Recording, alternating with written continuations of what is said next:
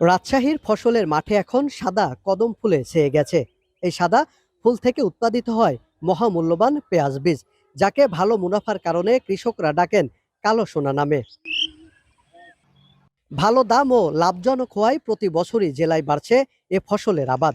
বর্তমানে পেঁয়াজ ফুলের পরিচর্যায় দম ফেলার ফুরসত নেই চাষিদের। মাঠে মৌমাছির দেখা কম মেলায় ফলন নিশ্চিত করতে কৃত্রিম উপায়ে পরাগায়ন ঘটাচ্ছেন তারা। কদম নিয়ে হাত টাত দিতে হচ্ছে, হাত না দিলে ওই কদমের দানাটা আসে না। সেই জন্য আমরা খুব পরিশ্রম করতেছি। কদমের ফুল ভালোই আছে, এখনো ঝড়ঝাপটা হয়নি, তবে ভালো হওয়ার কথা। অতি পরিশ্রম করে এই ফুলটা যত্ন সহ ওষুধপাতি দিয়ে তৈরি করতে হচ্ছে। বাজারে এই বীজের চাহিদা আকাশচুম্বী। প্রতি কেজি বীজ মানভেদে ১,২০০ থেকে ৩,০০০ টাকা পর্যন্ত বিক্রি হয়। কৃষি অফিসের তথ্য মতে এবছর দুর্গাপুর, গোদাগাড়ী, পুঠিয়া ও বাগমার উপজেলায় রেকর্ড পরিমাণে চাষ হয়েছে। তবে কৃষকরা বলছেন, লাভ যেমন বেশি, সঠিক রক্ষণাবেক্ষণ না করলেও ঝুঁকিও ততটাই বেশি।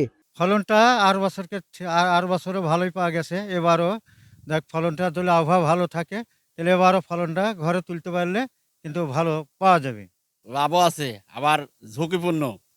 ঝড় বৃষ্টি হইবে, ক্ষতি হবে।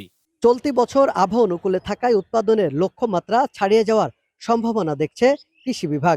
গোদাগাড়ী, দুর্গাপুর, পুঠিয়া এবং বাগমারা এসব উপজেলাতে বেশি পেঁয়াজ বীজ উৎপাদিত হয় এবং এগুলোর অবস্থা বর্তমানে ভালো আছে।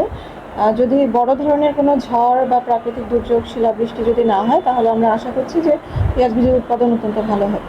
এই কালো সোনা চাষের প্রসার একদিকে যেমন দেশের আমদানি নির্ভরতা কমাবে, অন্যদিকে কৃষকদের অর্থনৈতিক স্বনির্ভরতাও তৈরিতে সহায়ক হবে বলে মনে করছে কৃষি বিভাগ।